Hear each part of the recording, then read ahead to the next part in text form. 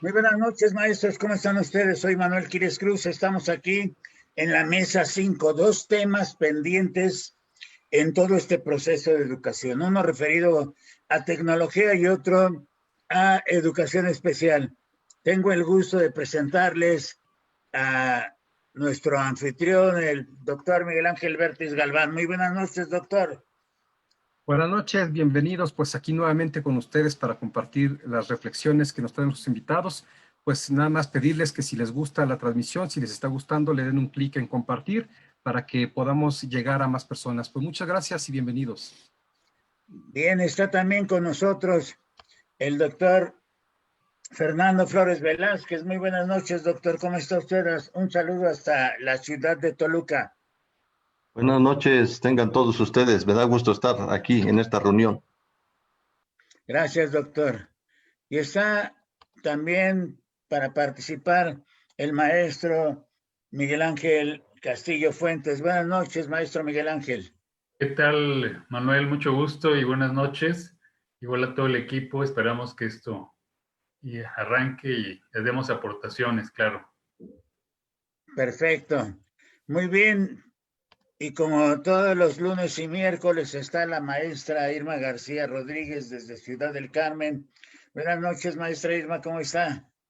Buenas noches, maestro. Pues aquí nuevamente compartiendo la sala virtual con grandes maestros, grandes ponentes en esta noche. Gracias, maestro. ¿Qué vamos a ver en esta mesa 5? Ya es la mesa 5, se van rápido, ¿eh? Efectivamente, maestro, pues bienvenidos a nuestros ponentes, maestro. Muchas gracias a usted, al maestro Manuel Quires Cruz, al maestro Miguel Ángel Vértiz Galván, quienes les agradezco y les agradecemos a nombre de todos los maestros estos grandes proyectos que ustedes están realizando y que han hecho a lo largo ya de 5 mesas de política educativa. Siempre los he considerado como maestros creativos, entusiastas y que viven generando constantes ideas. Y de antemano también les saludo y les doy la más cordial de las bienvenidas al doctor Fernando Flores Velázquez y al maestro Miguel Ángel Fuentes. Bienvenidos a esta mesa y ojalá que no sea la única ni la última, ¿verdad? Y efectivamente, maestro, ya lo mencionó usted hace un momento, el tema que vamos a tratar el día de hoy, que es al inicio del año escolar, 2 temas que han quedado pendientes, y es la tecnología y la educación especial.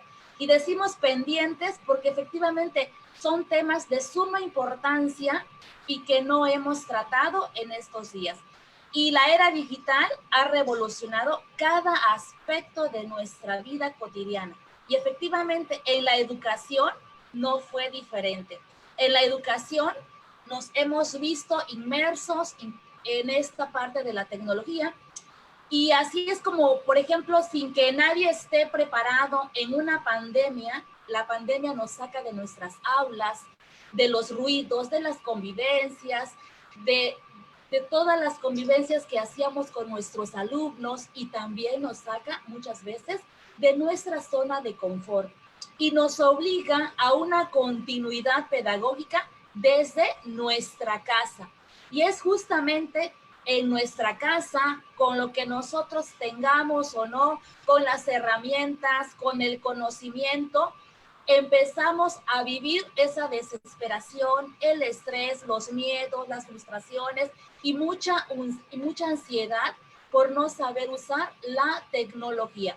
Y esto desde que empezó la pandemia hasta estos momentos se está viviendo día con día. Y en este inicio del ciclo escolar se vive más ese estrés por parte de los padres de familia, de los maestros y también de nuestros alumnos, de los niños, los adolescentes, que pudiéramos decir que ellos están alfabetizados en la tecnología, pero puedo decir que sí están alfabetizados, pero en los juegos, en las redes sociales, sin embargo, no así en el uso de las aplicaciones, en el investigar, en analizar o en el uso de las plataformas que les ayuden a sus tareas. Nos enfrentamos todos a este nuevo desafío, a este nuevo reto.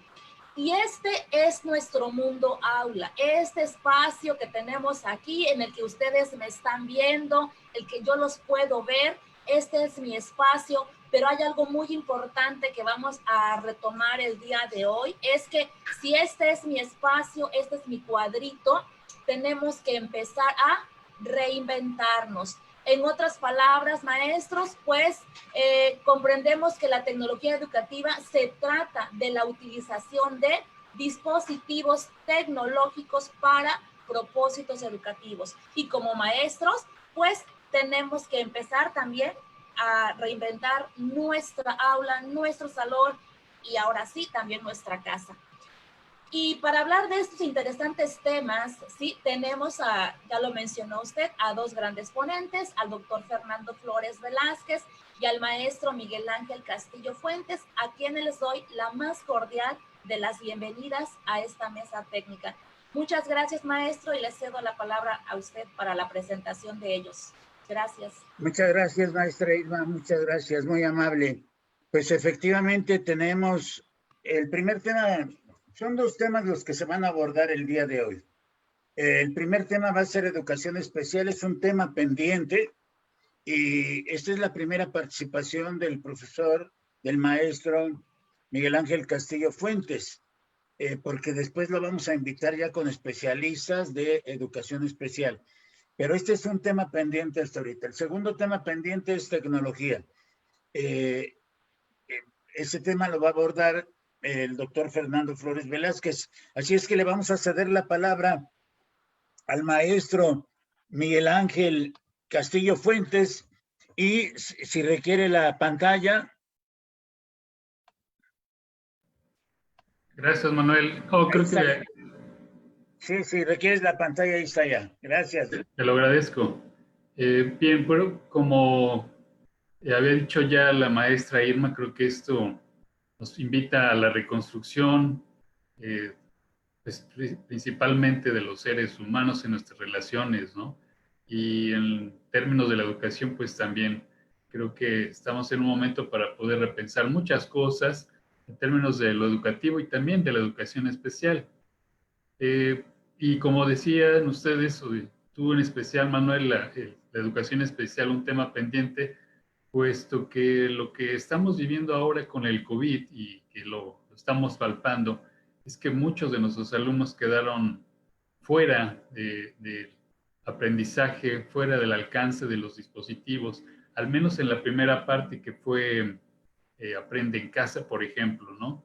Y recordando algunas estadísticas, escuchamos al INEGI o revisamos al INEGI en 2019 y nos dice que aproximadamente la mitad de los hogares mexicanos no cuentan con computadora y que la mitad de los hogares mexicanos no cuentan con una conexión con Internet, ¿no? Entonces, esto es importantísimo porque pues la COVID no lo trajo, pero lo vino a exhibir de una manera más cruda, diríamos. Y curiosamente, en el ámbito de la educación especial, resulta ser que muchos de los alumnos que se atienden en las escuelas de educación básica y que son atendidos por los especialistas de educación especial, forman parte de estos grupos que estaban excluidos y que ahora lo fueron más.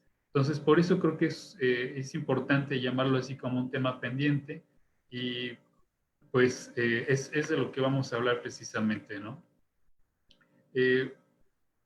Yo creo que además en este contexto de lo que nos está pasando con la COVID y en el marco de que estábamos en la construcción de un nuevo modelo educativo que se iba a presentar para el siguiente año, estamos en esa necesidad precisamente de poder abonar a esa construcción del nuevo modelo desde lo que estamos viviendo en este momento. Creo que la COVID nos está poniendo ingredientes sin pedirlos, pero muy necesarios para repensar y qué podemos hacer en función de esto, ¿no?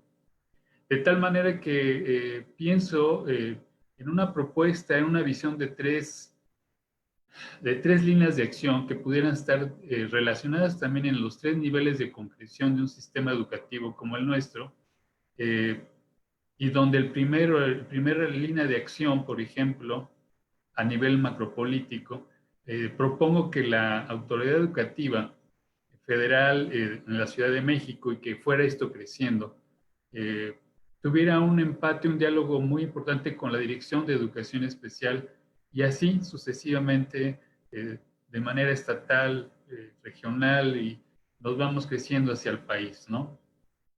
De manera que se encabece un diálogo estatal, nacional, para encontrar y construir distintas propuestas para rediseñar y flexibilizar el currículum, ¿no? Junto con los distintos colectivos del magisterio, los especialistas que se convoquen, para que propongan y apliquen las adecuaciones curriculares y los ajustes razonables que hoy se demandan, pero no solo para reducir ciertas barreras que enfrentan algunos estudiantes en los salones, sino que sea a nivel general, que la currícula por sí misma tenga un rediseño, y quienes están al frente de eso son los especialistas de educación especial, pensar un rediseño curricular, ¿no?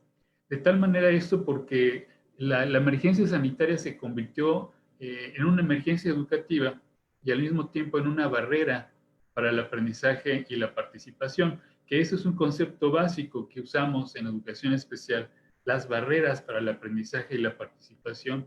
Y hoy la COVID, con este despojo que nos hizo de las aulas, de los salones, de las escuelas, pues nos ponen eso exactamente. La COVID se vuelve una gran barrera, ¿no? Entonces podríamos repensar el rediseño desde esos niveles, a nivel curricular, pero grande, no solo en lo que pasa en una escuela, en un salón, que es importante, sino a nivel nacional. Sobre todo porque te digo, creo que estamos en el camino de la reconstrucción o construcción de un modelo, y creo que la COVID nos trajo ese momento que pudiéramos aprovechar. En segundo lugar, pondría yo en otro nivel, en el mesopolítico, una segunda línea de acción que, si bien ya consideramos posible el rediseño que se requiere tener en cuenta, ¿no? Se requiere también un planteamiento pedagógico que ya existía de manera previa y estructural antes de la COVID, ¿no? Este planteamiento que permite enfrentar desde una filosofía, diríamos, humanista, por ejemplo, pues todos estos factores que veníamos arrastrando desde hace 30 o 40 años, ¿no? De manera crónica, y que pues nuevamente, repito, fueron exhibidos por la COVID, ¿no? Nos afectaron en la dinámica del aprendizaje dentro del hogar, donde se vivieron grandes tensiones, se vivieron grandes experiencias diferentes de cómo enseñar, pero definitivamente hubo tensiones también en la organización de la familia, por ejemplo.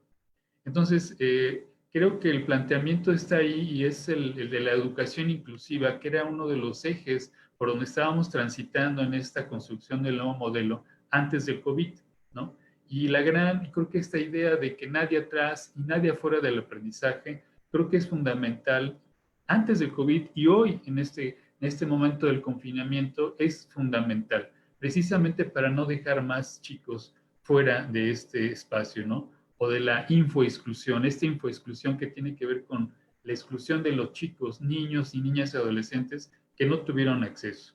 Es un eje central de la reforma educativa en construcción entre el gobierno de esta nueva etapa y la gobernanza, en este caso nosotros, los maestros, los especialistas, ¿no? Como agentes educativos. Alrededor de este eje yo pienso que es necesario articular una serie de metodologías y estrategias de enseñanza con las que cuenta ya el sistema educativo. Eso es lo importante, que ya las tienen, nada más tendríamos que reordenarlas y repensarlas de otra manera.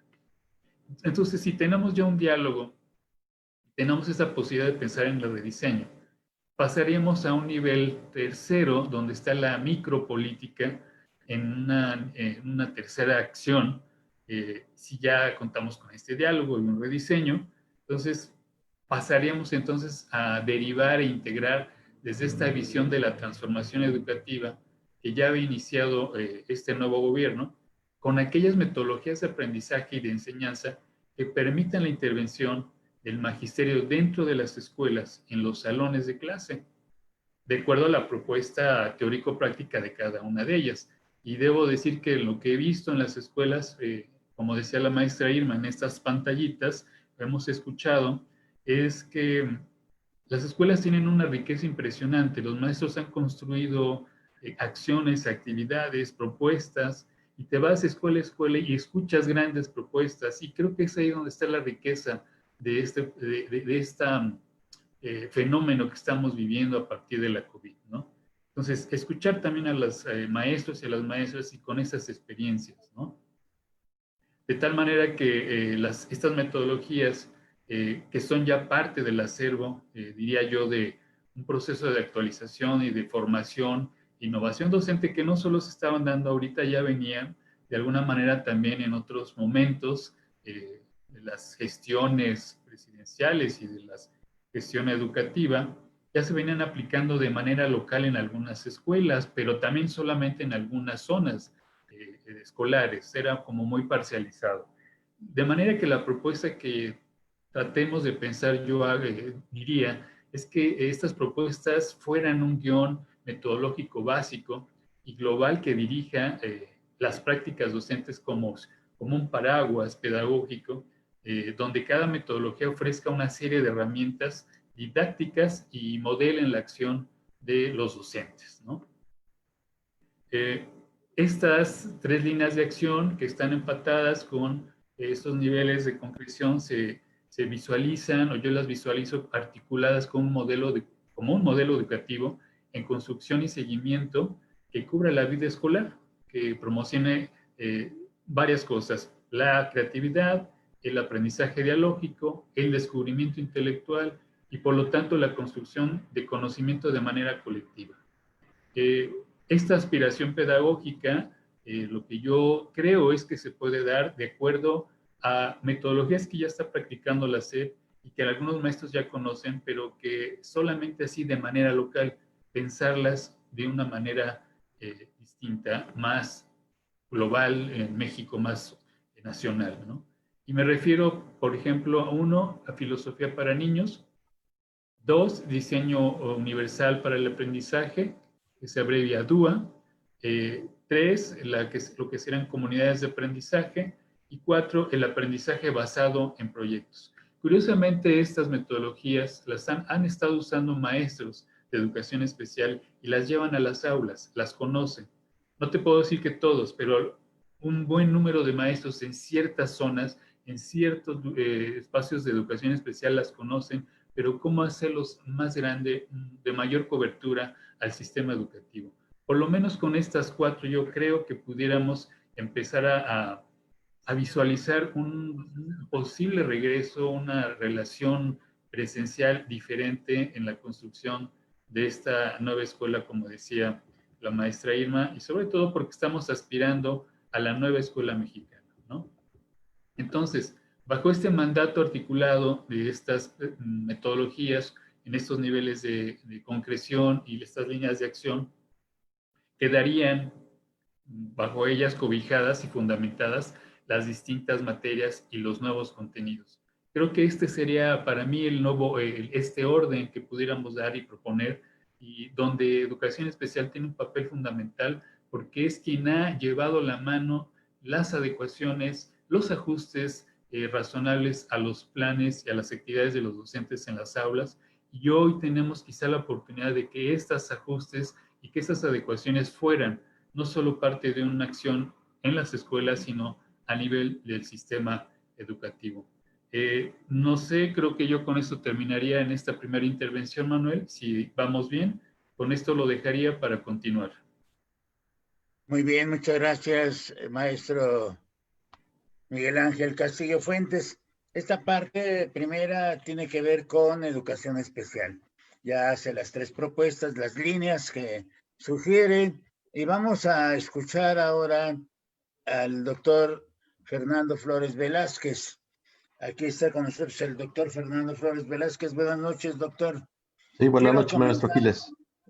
Quiero comentar que el doctor Fernando Flores Velázquez es maestro normalista, que trabajó 25 años para educación normal, después se fue a ciencias de la educación en la Universidad Autónoma del Estado de México y actualmente es el director del Centro de Ciencias de la Educación e Innovación Educativa del Estado de México. Doctor, adelante con el problema de la tecnología.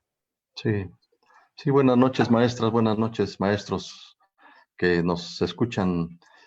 Eh, Siguiendo las ideas de la maestra Irma y desde luego del maestro Miguel y del doctor Bertis, quiero platicarles un poquito sobre la tecnología educativa como política pública del sistema educativo mexicano.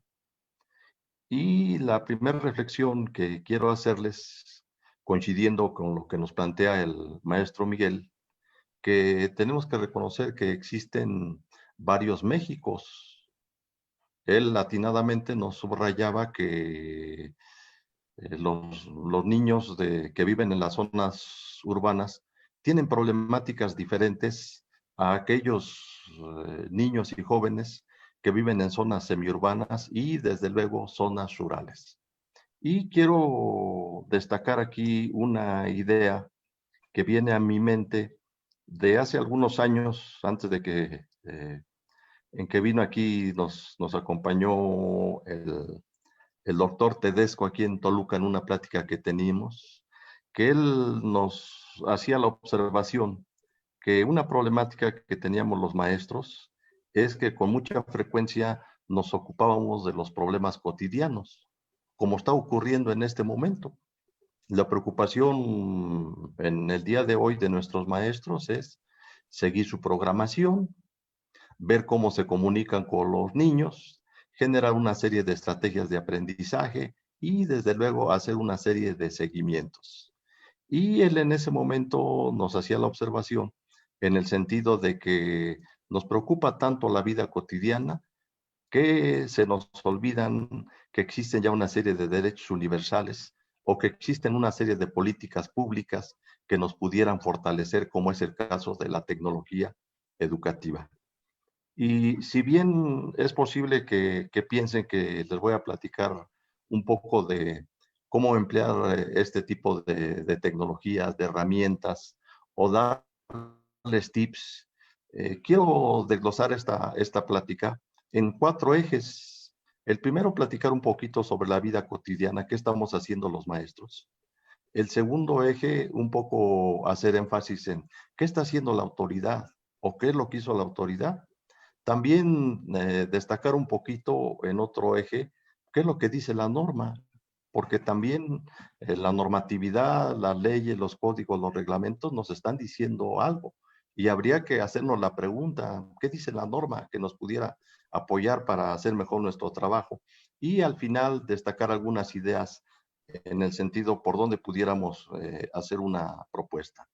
Y en este primer eje que tiene que ver con lo que hicimos los maestros, quisiera hacer una breve narración, porque resulta que en la semana de fines de junio y principios de julio, pues resulta que los maestros estábamos trabajando con AINCO en nuestra semana de consejo técnico, cuando a media semana por la tarde, pues se nos da la indicación por parte de la SEP de que teníamos que seguir avanzando en la agenda, pero que el 3 de agosto en la mañanera se indicaría cómo sería el inicio del ciclo escolar 2020-2021. Y desde luego que ya todos sabemos lo que pasó. Ubicándonos en un plano de historia reciente, pues tenemos que reconocer que el cierre del ciclo escolar 2019-2020 pues se había culminado en condiciones de confinamiento a través del programa Aprende en Casa 1. En este momento estamos en el 2, que consistía en una plataforma de libre acceso a madres y padres de familia con información hacia los niveles educativos, con horarios, con contenidos de apoyo a los planes y programas de estudio, capacitación docente, en donde se hacían una serie de recomendaciones. Además, se agregaba educación inclusiva y museos virtuales. Y aquí quiero destacar una cita que hace el maestro Esteban Moctezuma Barragán, secretario de Educación, porque esta iniciativa él concluye que es muy exitosa. Él nos dice que hubo una audiencia de 3 millones de alumnos en el nivel de preescolar hasta bachillerato, y también afirmó que en México la televisión llegó al 92% de los hogares mexicanos. Y él consideró que esta cifra era muy alta. ¿Qué hicimos los maestros y las maestras mexicanas, que considero que de acuerdo a sus posibilidades, desde esta heterogeneidad del sistema educativo mexicano, hicieron su mejor esfuerzo en zonas urbanas, semiurbanas, mediante las herramientas tecnológicas, se comunicaron con padres y estudiantes, aunque se notó alguna molestia de estos, en virtud de tener que invertir tiempo para ayudar a sus hijos en la resolución de tareas escolares, como está ocurriendo en este momento.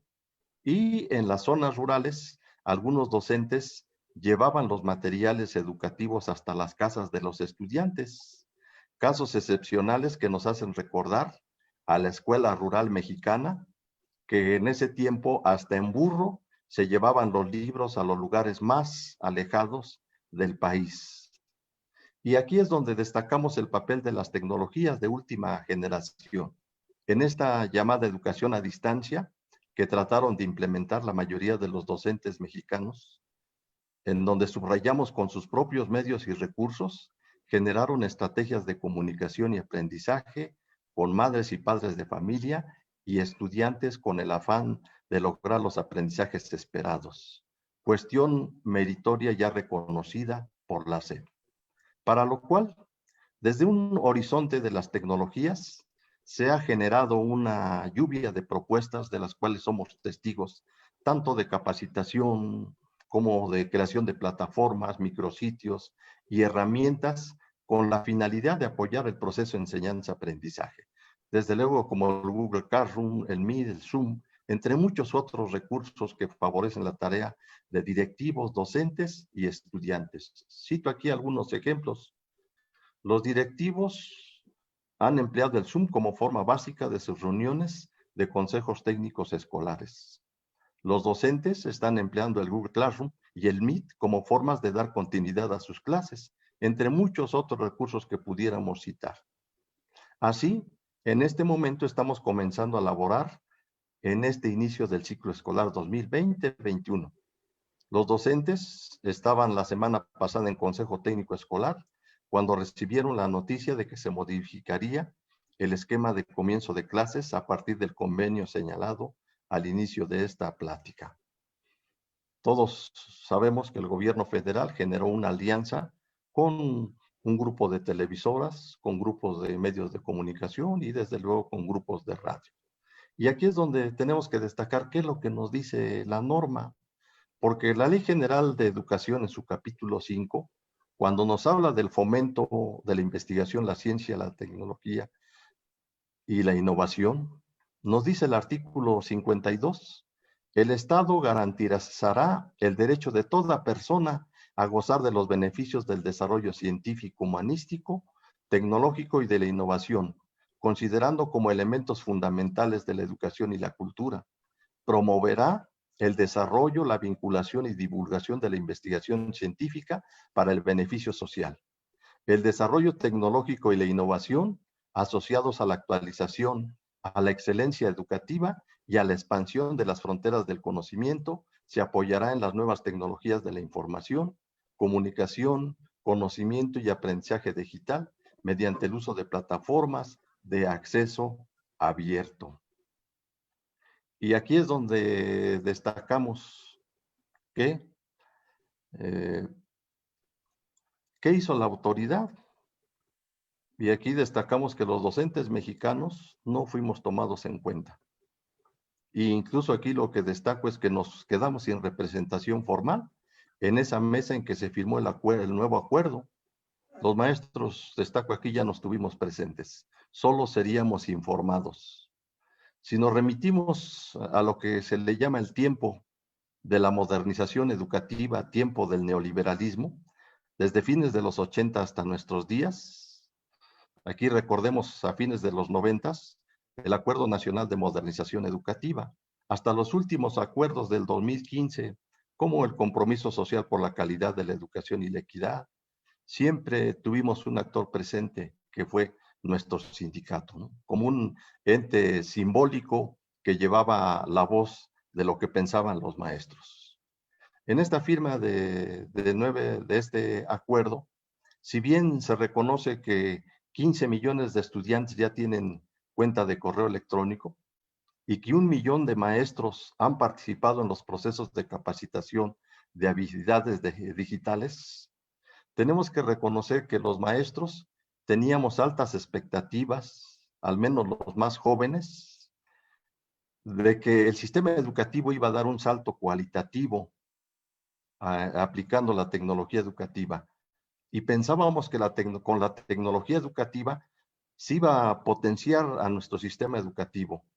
Y desde luego pensábamos que México iba a asumir políticas educativas de los países del primer mundo. Aquí solamente cito que una política pública es un conjunto de actividades de las instituciones de gobierno, actuando directamente o a través de agentes y que van dirigidas a tener una influencia determinada sobre la vida de los ciudadanos. Esto nos dice Pallares, y también el doctor Berti nos puede apoyar a profundizar en esta idea como especialista en el tema. Y aquí lo que quiero destacar es que no ocurrió así. El avance del sistema educativo no siempre se da considerando las mejores iniciativas. Si miramos a los países desarrollados, por ejemplo Alemania, identificamos que en ese país se han capacitado a los docentes en tecnologías y se ha dotado a los estudiantes de laptop, de tabletas, sitios de contenidos, desarrollos tecnológicos y pedagógicos. Pero también, si miramos a otro horizonte, particularmente a países de América Latina, como Colombia, como Chile, como Argentina, pues nos vamos a dar cuenta que ocurre algo parecido. Los docentes acceden a capacitación, tienen los medios a su disposición, hay sitios de apoyo en contenidos y pedagogía. Desde luego tenemos que reconocer que esto implica recursos económicos que seguramente en este momento no tiene el país, pero que en otros momentos tenemos que reconocer que tampoco se ha tenido y tampoco se ha pensado en fortalecer de lleno la infraestructura tecnológica de las escuelas. Aquí cito 2 ejemplos. Lo vimos con el programa Enciclomedia, que solo focalizó algunos grados. Algunos datos nos dicen que la meta en 2006 era habilitar 165,615 aulas y vimos que solamente se lograron cerca de 145,000. Y también se pensaba que se iba a capacitar a más de 180,000 maestros y no llegamos ni siquiera al 50%, porque solo cerca de 70,000 docentes fueron capacitados. Al final, ese programa fue desechado.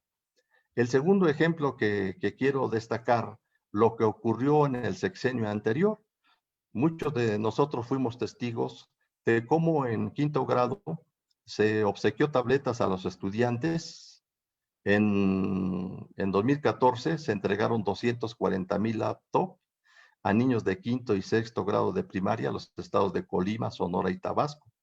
Y en el ciclo 2014-15 se entregaron 709,000 tabletas a todos los niños de 5º grado de los estados de Colima, México, Puebla, Sonora, Tabasco y Distrito Federal. Todos sabemos qué ocurrió con esa iniciativa. Y aquí es donde hago énfasis en la propuesta, porque pienso que si en verdad deseamos fortalecer el sistema educativo mexicano en su infraestructura, es importante convertirla en una política pública, que es lo que se nos ha venido insistiendo, que cuente con todos los apoyos necesarios, comenzando por los económicos, dado que las tecnologías cambian constantemente. ¿Esto qué implicaría? Convenios de colaboración con compañías para mantener actualizado el hardware y software, para que no ocurra lo que ya les platicaba con los programas citados, que quedaron en el desuso, constituyéndose en malas inversiones. ¿Qué implicaría una política pública que abordara la tecnología educativa? Aquí al menos cito algunos aspectos. El primero, capacitación a los docentes sobre plataformas y herramientas que puedan favorecer los procesos pedagógicos, que incluya certificaciones y desarrollos digitales. También dotarles de los equipos necesarios como laptop, tabletas, internet, que les permite una conectividad constante, tanto en su trabajo como fuera de él. ¿Qué otro elemento sería importante? La creación de sitios de contenidos disciplinarios y pedagógicos a los que se pueda acceder con recursos de apoyo para docentes, estudiantes y padres de familia. Si nosotros entramos a la página de la SEP, pues vamos a encontrar muchos videos de YouTube, pero videos que aportaron los niños, los padres de familia o los docentes. No hay una propuesta pedagógica oficial. ¿Qué más requeriríamos? El desarrollo de la investigación que permita documentar desde lo básico cómo se está operando el sistema hasta propuestas de innovación educativa. Y finalmente, esta política pública debe incorporar la regulación de nuevas condiciones de trabajo en la aplicación de la tecnología educativa, ya que en este momento estudiantes, padres de familia y maestros, no se diga las autoridades educativas, se han sentido agobiadas por la falta de respeto a sus horarios. Encendemos la computadora y ya tenemos circulares. Encendemos la computadora y ya tenemos un conjunto de información. Entonces, es importante regular esto que estamos viviendo, que tiene que ver con el dominio de las tecnologías. Esa sería mi participación, maestro Quiles. Doctor, muchas gracias, muy amable. Muchas gracias. Dos temas interesantes. Estoy aquí siguiendo grupos también. Tenemos una audiencia no tan fuerte, pero estamos en 25, 28, 30. Y Milena saluda al maestro Castillo, la maestra Patricia Delgado de la unidad UPN de Atizapán, saluda también a los participantes. Hablan de un excelente enfoque, muy interesante y claro, mucha información, poca formación. Y yo creo que están refiriendo a este último aspecto. Por ejemplo, hablan de Araceli Toledo, nos habla de el ambiente digital por el COVID-19 y dice, se deben de construir procesos que demanden una práctica educativa acorde a las condiciones del contexto del alumno, ya que para trabajar a distancia, dice, es necesario transformar muchísimas cosas que presencialmente funcionan, pero que a distancia no. Y esto también hay muchas situaciones, por ejemplo, algunos en pláticas y comentarios con maestros, observado y yo me doy cuenta también de manera personal que se carga mucho el trabajo de los profesores. Pero vamos a escuchar los comentarios, las reflexiones o el análisis del doctor Miguel Ángel Vértiz Galván, porque siempre tiene puntos de vista muy interesantes. Aquí nos lo constatan también participantes que lo saludan también al doctor Vértiz Galván. Así es que vamos a ver qué nos dice el doctor. A ver, doctor, ¿cómo ve estas dos problemáticas pendientes? Pues muy vinculadas, maestro. Muchas gracias a todos los que nos están siguiendo. Gracias por su amable presentación, maestro Quiles, y sus comentarios. Pues mira, primero que nada quisiera complementar los datos que nos da el maestro Fernando Flores con uno más, porque si bien es posible que el 92% de los hogares hayan visto la televisión y hayan visto esta estrategia de aprendiendo en casa, también es verdad que según datos del INEGI, que es un organismo gubernamental para el levantamiento de encuestas, y según su último censo, si consideramos solamente al estrato de menores ingresos del país, solamente el 87% de las personas, no, perdón, el 83% de las personas cuentan con una televisión. Lo que quiere decir es que ese 8, alrededor tal vez del 9% de personas, las cuales no tuvieron acceso a la estrategia de aprende en casa, son las personas justamente de menores ingresos y que tiene que ver con el tema del maestro Miguel Ángel, mi tocayo, sobre la exclusión de la información de la estrategia digital. Efectivamente es muy importante y aquí yo quisiera redundar un poco en el proceso decisorio porque creo que mucho de lo que está pasando tiene que ver con la forma en la que se construye la política en México. Es verdad que existe el concepto de gobernanza y se ha manejado de alguna manera como un concepto neoliberal, pero que sin embargo tiene un significado que es importante recuperar. Gobernanza, a diferencia de gobernabilidad, supone una sociedad que es capaz de darse sus soluciones públicas. Y la gobernabilidad supone que hay una autoridad que está por encima de todos, si bien electa democráticamente o como sea, esta autoridad se supone que es la que plantea la solución a los problemas, que se entiende el bien común de todos y nos los establece como, vamos a decirlo, una imposición. Yo creo que entender esta diferencia es el punto central para tratar de entender cómo se diseñan las políticas. Y aquí me voy a permitir, con la dosis de neoliberalismo que tiene el concepto, irme por la gobernanza. Porque la gobernanza supondría entonces que esta construcción, la definición en sí misma del problema, me parece que hubiese pasado por una discusión interesante, pero que no me parece inadecuada. Según palabras del secretario de Gobernación, perdón, del secretario de Educación, la definición del problema público era garantizar el derecho a la educación a todos los niños y niñas mexicanos, garantizando también la menor posibilidad de vulnerabilidad para el contagio del COVID-19. Me parece que el problema está bien planteado.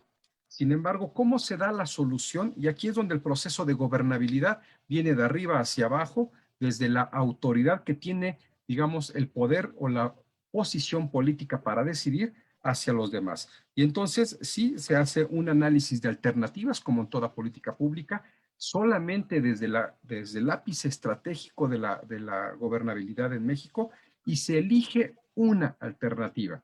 Aquí quiero hacer énfasis que el análisis de alternativas no cierra a que sea una alternativa única a la solución. Puede haber varias alternativas. De hecho, es lo que se recomienda en política pública, sobre todo cuando se consideran la diferencia de contextos, la diferencia de personas, la accesibilidad, ¿no? Las cuestiones que tienen que ver con la discapacidad, con la diferencia de grupo, con las condiciones de exclusión de diferentes zonas del país. Esto tiene que determinar que las soluciones siempre se complementan, no todas las soluciones. Claramente, si el 17% de las familias más pobres no tienen acceso a televisión, ese 17% merecía una alternativa diferente a la de la televisión para poder garantizar su derecho a la educación en condiciones de equidad.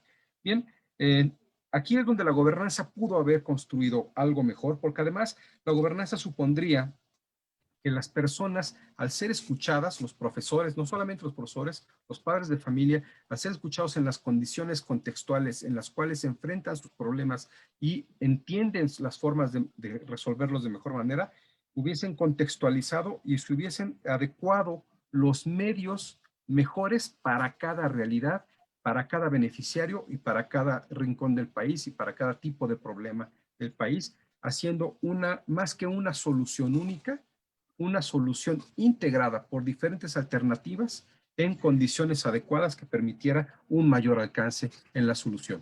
Me parece que, pues también, como todo en la vida, a gobernar se aprende gobernando. Me parece que esto, si bien ha tenido sus aciertos, esta estrategia, también es cierto que el aprendizaje continúa. El gobierno actual tiene una curva de aprendizaje, me parece importante. No hay que echar en saco roto todo lo que suena neoliberal, hay que recuperar este concepto de gobernanza, hay que recuperar la idea de que son aquellos más cercanos a los problemas y que están en condiciones más contextualmente distintas las que deben opinar y deben tratar de aportar mejores soluciones y construir soluciones más adecuadas para todos. Bien, este sería mi comentario. Bueno, aquí un poco mi participación también sería en el sentido de plantear entonces la interrogante de, pues, tratar de imaginar si hubiésemos integrado a los docentes, como decía el maestro, el doctor Fernando Flores, si no solamente se les hubiese comunicado a la mitad de un consejo técnico que ya tiene que integrarse en una estrategia según lo que le van a avisar en días posteriores, sino que se le hubiese consultado, establecido mesas de discusión a través de los consejos técnicos, establecido mecanismos para la agregación de intereses y para la suma de opiniones, consensos hacia la toma de decisiones. Pues, ¿qué tipo de soluciones imaginaríamos más adecuadas que deberíamos poner en el plano de la discusión pública? Bien, pues sobre esa pregunta, que sería una pregunta al público, ¿cuáles son las soluciones que hay que poner en el plano de la discusión pública para que mejoremos las condiciones en esta experiencia y posiblemente en las que siguen? Pues con esa pregunta quisiera cerrar mi participación, no sin antes pedirles que, si son tan amables, de que si les está interesando el tema, compartan para que más personas puedan acceder a esta discusión y pues ayudarnos a que se conozca más estas tradiciones. Muchas gracias, Martín. Muchas gracias, doctor Miguel Ángel Vértiz Galván. Muy amable y efectivamente, bueno, las soluciones pueden ser variadas. Hace rato platicaba yo con maestros de Baja California y me decían que están viendo, por ejemplo, Aprende en Casa, pero el vocabulario que se está utilizando no va acorde con el vocabulario que se habla en el norte. O sea, a veces con palabras específicas de la región. Pero también en soluciones, pues los maestros ya tenían soluciones también en el trabajo de la primera parte de Aprende en Casa, sus niños también. He estado viendo yo también los programas de televisión y he visto algunos que están repitiendo, que es normal que repitan programas y ya tienen el contenido. Y el día de hoy estuvieron grabando en Canal 11 también ya. Y vamos a ver, nos dice el maestro Miguel Ángel Castillo, porque hay un comentario, antes lo señalo, en uno de los grupos dicen que los estudiantes en las comunidades rurales no tienen acceso o han tenido dificultades para poder utilizar televisión pública o privada, radio, internet, laptop, tablet u otras herramientas. La pregunta es, ¿qué hay de la utilización de los teléfonos celulares? Pues yo creo que los maestros están dando soluciones también en ese uso y hago el comentario porque de esto hablaba el doctor Fernando y estoy revisando aquí los grupos. Vamos a ceder la palabra al maestro Miguel Ángel Castillo Fuentes. Él es psicólogo egresado de la Universidad Nacional Autónoma de México, es psicólogo clínico y educativo. Se ha desempeñado en educación. Actualmente él es director de una UDEI, una unidad de educación especial e inclusiva, y realizó su maestría en la Universidad Pedagógica Nacional, la maestría de gestión escolar y procesos organizacionales, misma maestría donde él imparte clases y lo están saludando sus alumnas. Maestro Miguel Ángel Castillo Fuentes, por favor, sea tan amable en tomar la palabra. Unos 5 minutitos, 7 minutos, por favor. Muchas gracias, Manuel, y gracias al público que nos está viendo. Qué bueno que nos están siguiendo. Es gratificante también poder compartir con todas ellas, con todos ellos. Un saludo para los grupos que nos están siguiendo. Y recuperando, Manuel, lo que decía precisamente la discusión con el maestro, con el doctor Vértiz, este término de la gobernanza, que efectivamente es un concepto muy neoliberal que parte de una anulación de la gestión del conflicto, ¿no? Para darle como si no existiera. Entonces, sin embargo, creo que hay que recuperar lo que nos toca en este ejercicio de sociedad, como sociedad magisterial, la sociedad civil que puede participar y dar soluciones. Y en ese sentido, creo que hay que pensar también en el papel que tiene la escuela, en ese sentido de la inclusión, de la educación inclusiva y el derecho a la educación. Porque si bien el COVID lo que nos trajo es, de alguna manera, también el replanteamiento de las formas de cómo estamos construyendo conocimiento, cómo estamos construyendo ciencia. Y al respecto, diría yo que tenemos aportaciones como la de Boaventura de Sousa Santos y Enrique Dussel, por ejemplo, que están comentando que es en este momento muy interesante como para poder pensar cómo construir un conocimiento, pero más no desde la visión individual, no tan tecnocrática o neoliberal, vamos a decir, hegemónica, sino desde una visión colectiva y comunitaria.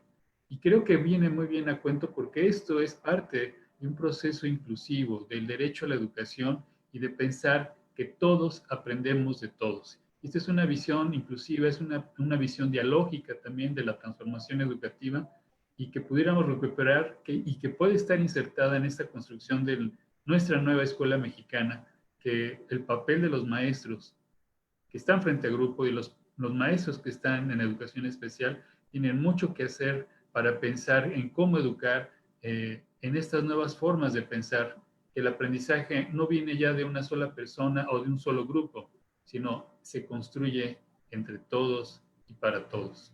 Yo con esto quisiera cerrar mi participación, Manuel, y pues agradecerte a ti y al grupo que hoy nos acompañó al panel muy destacado, y pues para continuar en estos debates muy interesantes. Gracias.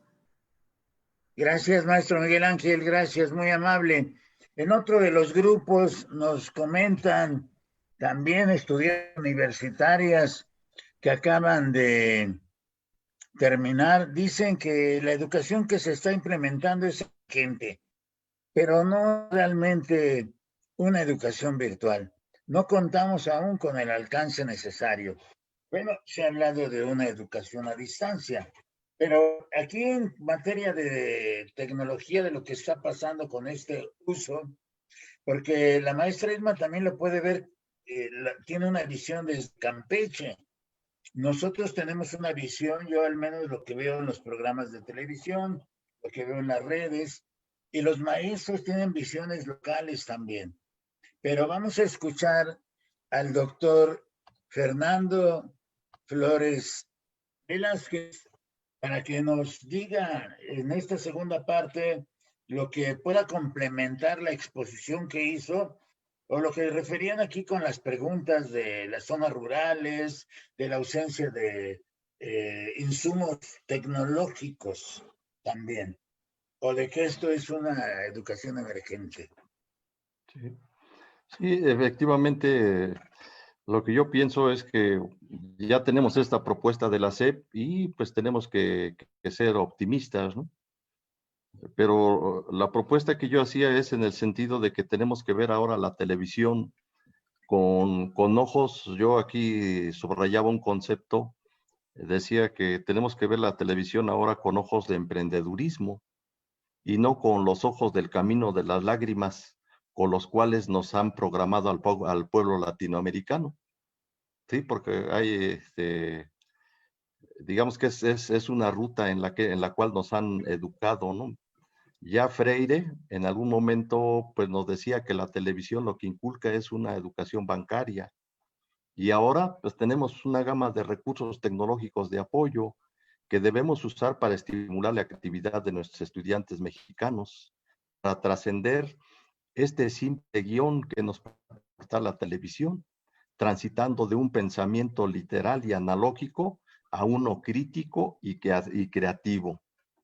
Estos 3 días he tenido la oportunidad de estar atento a los programas de televisión y con tristeza me doy cuenta que la televisión ha avanzado mucho en algunos rubros, pero dado que ellos no son pedagogos, tampoco son educadores, me da mucha tristeza la dinámica que están generando, porque está ratificando lo que dice Freire.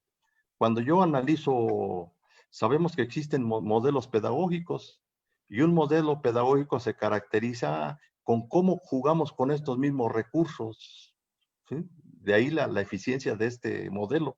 Pero cuando yo, desde luego sin tener una lista de cotejo, pero comenzando a ver lo que se pasa en los programas de preescolar, después de primaria y así sucesivamente, pues yo llegaba a una conclusión de que se está siguiendo una lógica de educación bancaria que tiene los siguientes puntos. En primer lugar, siempre hay una presentación de temas. Después viene la exposición de los temas y después viene la realización de los ejercicios. toda actividad al final termina y dice, bueno, pues vamos a pasar al libro de texto, y como que ahí dicen, bueno, pues eso se lo dejamos a los docentes. Y entonces yo me hacía la pregunta, bueno, pues, ¿dónde quedan todos estos avances de la escuela nueva, ¿no? O de otro tipo de elementos, ¿no? De tal manera que, para cerrar mi participación, yo les pido a mis compañeros maestros que sigamos el siguiente esquema. ¿Qué les propondría a nuestros compañeros maestros? Que recuperemos los conocimientos previos, porque esto no lo está recuperando la televisión. ¿Sí? Ellos llegan y presentan los conocimientos, ¿no? Como si el conocimiento estuviera acabado. Entonces, tenemos que recuperar los conocimientos previos. Ahí estaba presente esta pedagogía de la pregunta de Freire. Podemos generar lluvias de ideas, ¿sí? Y tenemos que hacer énfasis en esta idea. Finalmente, respecto a la pregunta que hacía el maestro Quiles, en este abanico de posibilidades que tenemos para jugar con las tecnologías, un recurso muy importante son los celulares. Sabemos, estamos enterados de que los maestros están dando cursos por WhatsApp. Creo que es el recurso más básico. Incluso sabemos que en este momento se ha perfeccionado este tipo de recursos y podemos incluso ahí transmitir nuestras propias clases, ¿no? A través de este recurso básico. Incluso tanto se ha perfeccionado que en este momento podemos adicionarle, el día de ayer que tenía una comunicación con algunos colegas, me llamaba la atención, ¿no? Porque incluso cuando me agregaban alguna cara de un cocodrilo, pues a mí me llamaba la atención y decía, bueno, pues ¿cómo le están haciendo? O generaban otro tipo de imágenes. Entonces, aquí les recomiendo el texto de Anijovic, de Estrategias de Enseñanza-Aprendizaje, porque efectivamente Anijovic nos hace una serie de recomendaciones en el sentido de cómo estamos utilizando estas tecnologías a través de las imágenes. Porque hay tipos de imágenes que son expresivas, hay tipos de imágenes que son informativas. ¿Sí? Cierro mi participación reiterando que siempre una imagen va a decir más que 1000 palabras. Y ese es el desafío que en lo sucesivo va a tener la tecnología en el plano pedagógico. Gracias por esta oportunidad, doctor Bertis, maestro Quiles, maestra Irma y maestro Miguel. Les saludo desde Toluca, Estado de México. Muchas gracias, doctor Fernando Flores Velázquez, director del Centro de Ciencias de la Educación e Innovación en el Estado de México.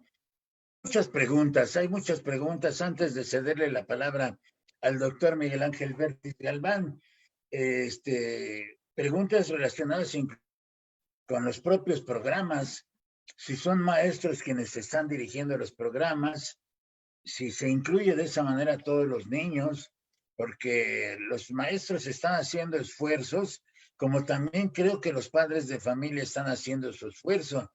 Decía una maestra el sábado, Amalia Carrillo, decía que los padres estaban acondicionando el sábado espacios en sus hogares y los maestros también acondicionando el espacio para hacer sus transmisiones, porque independientemente del uso de la televisión, se están usando otros insumos también para abordar estos contenidos. Pero bueno, en otros momentos hemos comentado aquella famosa reunión técnica del 15 de noviembre de 2019 y pues ahí queda, estamos con el 11 y con el plan, con los programas de 2017 y vamos a cederle la palabra al doctor Miguel Bertis Galván, no sin antes decirle al maestro Miguel Ángel Castillo que lo están saludando también maestras que le están saludando,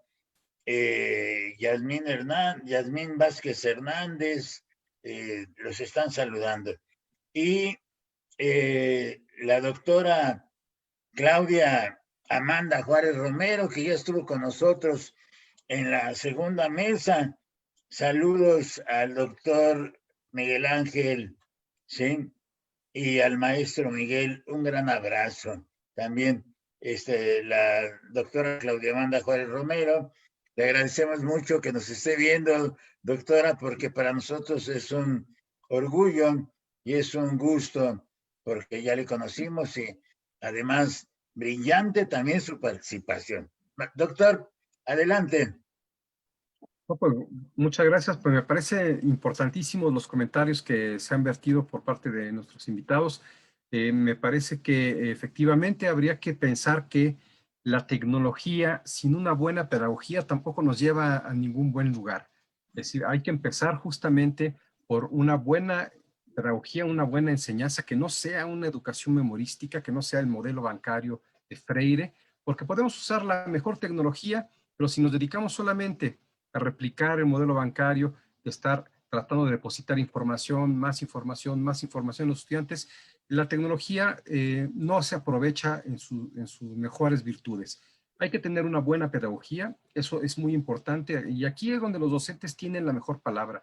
Los pedagogos, los formadores de docentes de las escuelas normales, es donde tienen el mayor reto de poder traducir en buenas prácticas docentes el uso de las tecnologías para que sean enseñanzas y aprendizajes efectivos, para que haya una verdadera formación de ciudadanos, de personas que sean críticas, que piensen y que también tengan un buen desarrollo emocional y social en su aprendizaje. Entonces, me parece que estas reflexiones son fundamentales, son importantísimas. También recuperaría el tema de efectivamente la gobernanza supone o tiene detrás una idea de la posibilidad permanente de construcción de acuerdos y el conflicto está siempre presente, es un hecho en toda sociedad donde hay diferencias de clases, donde hay intereses, donde hay grupos que buscan acumular y otros que se quedan sin nada.